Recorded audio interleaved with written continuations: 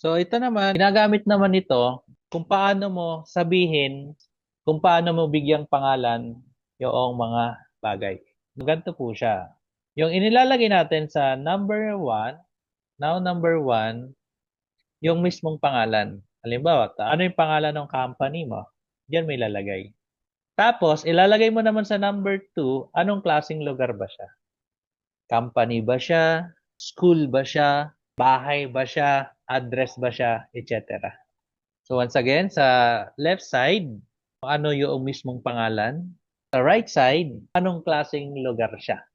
Okay, hi. Si Tanaka-sang nagtatrabaho sa company na ang pangalan ay JF Foods. Tanaka-sang, wa. Ano yung pangalan ng company? JF Foods.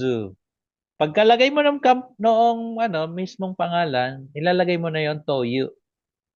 Tapos, pagkatapos niyan, ang kasunod mo ilalagay, anong klaseng lugar ba ang JF Foods? School ba siya? Company? Bahay? Address? Or what? Company. Company. Company yung lugar na yan. So, Kaisha. So, JF Foods Toyo Kaisha. Yan. So, ganyan yung pagbibigay ng pangalan.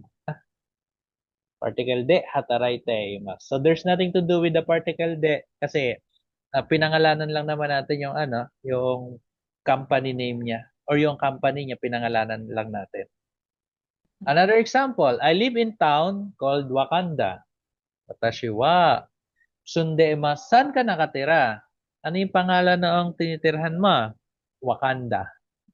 Wakanda, Toyu, tapos Machi. Kasi anong klaseng lugar ba yung Wakanda? Town siya. Na? Wakanda, Toyu, Machi. Ni Sunde imasu. Uuwi ako sa aking bansang Pilipinas. Ay, watashi wa. Ano yung lugar? Pangalan ng lugar? Philippine. Ay, Philippine, Toyo. Anong klaseng lugar ba ang Philippines? Country. Kuni, kairimasu.